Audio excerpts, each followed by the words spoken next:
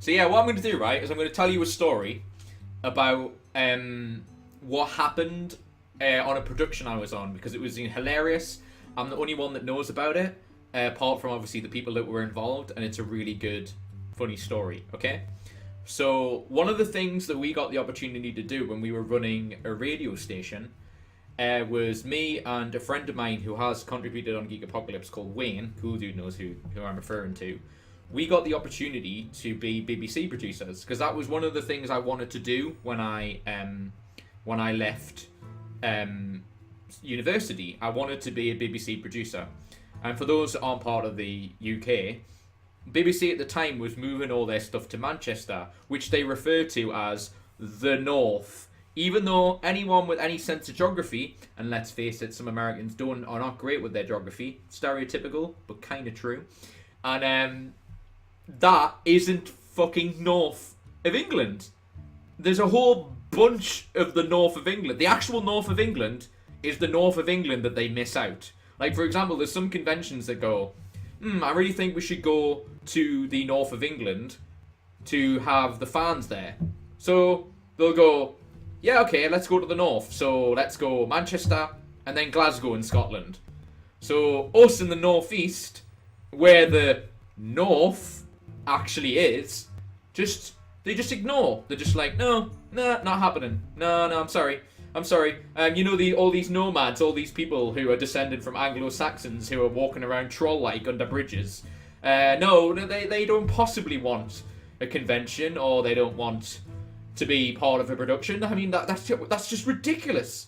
Have you heard what some of these people get up to? They drink and have a good time and enjoy themselves and have an accent that people want. Why would we want that? Why would we honestly want something like that? That's really stupid. There's no real benefit of being here, which is the actual north of England. But no. So what ended up happening, which was quite funny because of the attitude that they have, which they still claim they don't have, but I'm telling you now, as part of the circle, they have that opinion even now.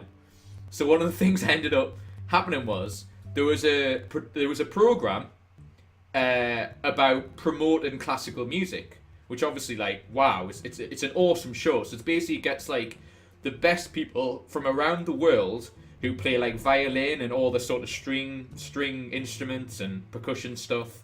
So like piano, keyboard, recorder, violin, cello, all the like sort of music, like probably the instruments you wouldn't normally associate with stuff. And they got these people together for a competition, a bit like, the sort of American Idols, but with like a classical twist to it, and kind of more done in a more tasteful way, if I can put it that way. So they looked for a venue for the grand final. So the grand final took place in the Sage, which is a really big, great building in Newcastle. It's a place where everybody goes to do music stuff. It's really highly sought after. It looks really bizarre. It looks like sort of like Picasso designed it or something. It's just got zigzag formations everywhere, and it's all grey. It looks like a bit like a big massive bird cage or something, and you just expected to go in and see this big giant sparrow that's like, oh, you look tasty, rah! Like it just is really, because apparently my birds are somehow dinosaurs, rah! Like I don't know, but it's a bizarre looking building, but a beautiful one at the same time. So they wanted some BBC people. Yeah, it does look like, exactly. Good point, cool dude. Yeah, it does look like a tortoise shell, actually. Yeah, it's a really good point. Yeah, so it's a big giant tortoise. So basically, what we're basically saying is we have a mobile giant tortoise that floats around in Newcastle, which they call the Sage. Because apparently that's what it eats. It eats sage, the actual food sage. It really likes sage. No, I don't know. It's just what it's called. But anyway, So they wanted to get some producers to help with this production. So they asked me and Wayne asked another friend of his to come on board. So we get the opportunity to work on this production. Now get this, with me being a geek, available on the brand new shop, by the way. This lovely new hood. But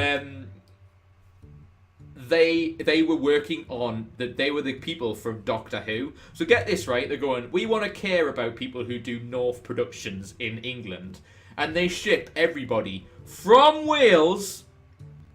Last time I checked was like southwest of England, off of England, and in a different country.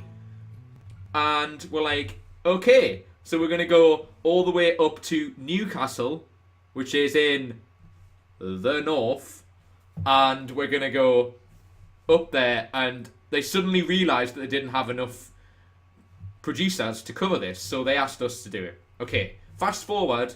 So, to kind of prove to you how awesome it is to get jobs such as this, first day that we did it, we got employed for 4 days. We got given a really good sum of money, because that's what happens. I say really good, it's probably about average now, but it was a good sum of money for how little we were all freelancers, essentially.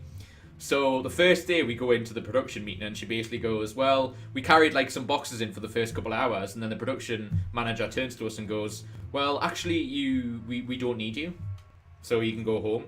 So they paid us to leave. Can you imagine our face at the time? We're just like, no, wait, no, oh, that's ridiculous. I'm gonna complain about the fact that you're giving me money to do absolutely nothing because you just have not thought this through. No, actually, no. I think you're fine. I think I'll just get you coffee for the next 6 hours. Surely that's the more moral stuff. No, we were like, bye. Can you pay for a taxi as well as we leave? Yeah, but but the story I'm getting to, right? So the fucktard of a floor manager, and this sounds harsh, but it really isn't. It really isn't harsh what I'm about to say, because the floor manager comes in on the Saturday. So the Friday they send us home, Saturday we go in for rehearsals, and the floor manager, whose basic job as a floor manager is to know what's happening on the floor. You know, it's quite literal title. It's not like, floor manager. I wonder what their responsibility is. Maybe do they get the coffee? Maybe do they set up the cameras? No, they manage the floor. So she comes in and goes, well, I'm not 100% sure what I'm gonna be needed for. So she just turns into the production manager's office and goes, do you know what? I'm actually don't think I'm needed here, so I'm just gonna go home. So we were like, okay, so we do the rehearsal. It goes unbelievably well. Like, which, you know, because you want the rehearsal to go well, because you want to know if something goes wrong that you can handle it. So, rehearsals go really well. In the meantime, the floor manager, who's supposed to know if some shit goes wrong that's unexpected, is not there. Sunday morning. So, this is all going to go live. We have an hour delay, so if anything goes wrong, it's an hour before it gets broadcast, so it's quite a quick editing turnover, right? It's not live, but it's broadcast an hour later on BBC Two, so on national TV. So we're, like, helping out with it, it's all going great. But on the Sunday, before we do the main show, this is what ends up happening. So the floor manager, who's in charge of the floor, goes to all of us who have sorted out all the rehearsal stuff and goes, so what's happened yesterday? So what's the structure? So we all explained really, really nicely, like, oh, we're doing this, I'm in charge of this, etc. So we all, like, as production crews, like, all set aside tasks for each other. So I had a particular role, Wayne had a particular role, everyone else involved had a particular role. We all knew what we were doing. So if anything went wrong in our particular field, we took care of it. So she then listens to all this and then goes, okay, well, I want to change all that. So from now on, I'm going to tell everybody how I want it to be done. So having not been part of the rehearsals yesterday where we all worked it all out, she then changes all our roles. So then shit goes wrong because people are doing the jobs that they did yesterday overlapping, and people aren't doing their jobs because she's going to a person one by one and going, you're now doing this, you're now doing this.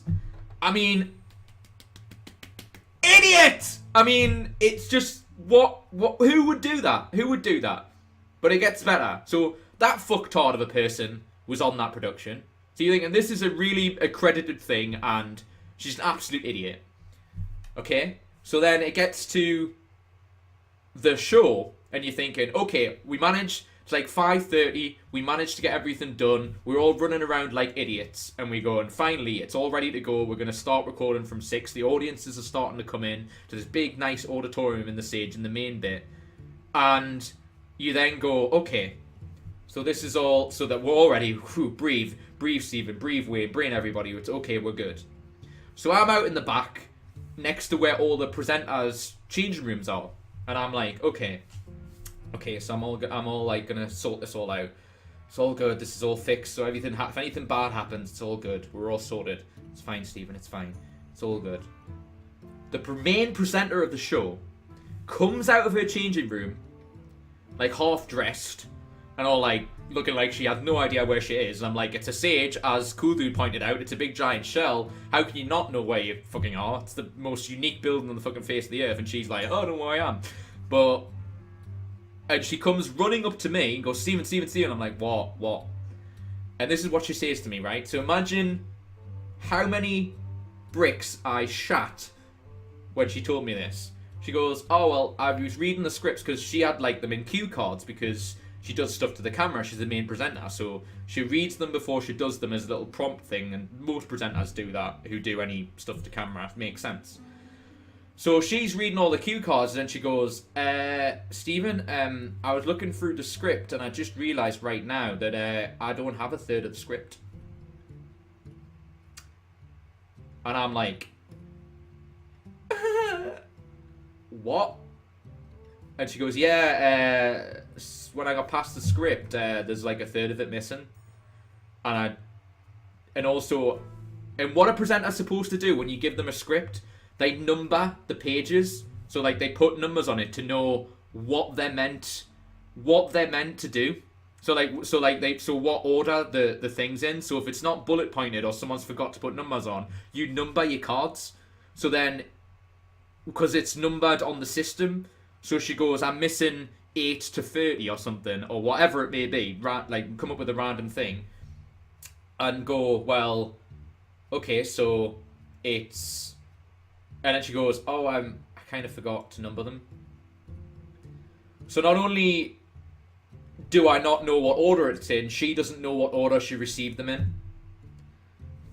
And I'm like, oh my fucking god. So, me, all like Little John Rambo-esque, it's maybe where Little John Rambo was born subconsciously, I like run to the production thing and go, who the fuck did the scripts? And so we're all like running around making cue cards, finding cardboard. We're asking catering what they would do because we're like, we have no idea what's going on, people. What the hell's going on? So then they go, and get this right. I was going through. This is before I got ill and went to hospital, so I was not looking after myself as much. So I was heavier than I am now. You know, I'm in really good physical shape now, but I was a little heavier back then, a little lazier. And they then go, okay, oh, the only way we're gonna fix this is the only person who'll know. We worked out what part she was missing. A lot of it was to do with on-camera stuff, so it was like the stuff she would read before the camera would point to her. So we're going, okay, so we know it's that. And that was a different part of the script to the main one. So most of it was from a different person. So we just go to that one person. We potentially pick the problem. This is what they say to me. The Sage has a very strange structure. Bit like the Titanic. It has all these different things. And it was, this program at this moment in time was sinking without a trace, let's be honest. So, or it has a security system where it's all different walls, and we all got given security passes, and they go, right, Stephen, what we need you to do is we need you to go to the editor truck that's outside. And I worked out, because we got given a map structure of the building, that was round about something like 13 doors of locked doors to get to. And it was on the other side of the building. So I'm an overweight geek who doesn't like going outside at the best of times. And I'm running to go, holy shit, I need to go and sort out this problem. Bearing in mind the clock's ticking, we're about to go live at 3, well, it's about to at least record at 3, and there's an audience that we can't piss off. So I'm running, swiping the stuff, running along, getting to the editor truck, knocking on the door, and it says, silence, just about to record. And I'm like, not at this moment in time, everything's gone to shit. So I knock on the door, and they're all like a little pissed off that I've knocked on the door, and I'm like, where's such and such? For the purpose of this, we'll call him John. Where the hell's John? And he goes, luckily, a big, huge, giant editorial truck, the guy's sitting literally standing right to my right with a laptop, and I'm like, I need you now. Quickly explain it to him. And then he then goes, oh, right, okay, I can fix this. And then he has some stuff with him on a disc thing that he can print out, but he needs to go to the production office to do that, and he doesn't know how to get there. So me, already nearly dying to fix the problem, me and him are then running back to the production thing through another 14 doors. It's like that scene in Crichton where they're using his head to get through Red Dwarf when it's not working. It's like I'm literally banging my head against doors and going like this, and we're all like Rambo-esque going like we need to get there, let's just get there. And so he then manages to find out what bits he's missing. He manages to talk to the presenter. In the meantime, she's getting her microphone done in front of everybody on the stage, and she hasn't got the script for how she's about to start the show. So they're setting up the camera and everything, and we're all like going, yeah, it's all great, and she doesn't know what she's gonna say. So he's sorting out the production. I'm like, we're all like going, yeah, isn't it great? Like a president who's pretending he knows what he's on about. He's like, yeah, great, yeah, this is awesome. And then basically what ends up happening is this guy, so he can't like stealthily go to the presenter and go, I've got this sorted, don't worry, it's all good. Like, and just quietly sing it. It gets to like 2 minutes to, the camera guy is just about to like count down like 20 seconds or something. This guy does like a forward roll somersault, like a James Bond thing, while everyone's watching. He like jumps over Tannoy, he jumps over the camera guy, it's the person holding the baby, like, oh my god, you hit my baby. He's like, I don't care, I'm gonna get to this camera if it's the last thing I do. And then he passes over the thing and she goes, oh great, we've got it, it's all sorted. And then the camera guy goes 10, 9, 8. He runs back to me and goes, thanks Stephen, we've sorted it. And then we do the show.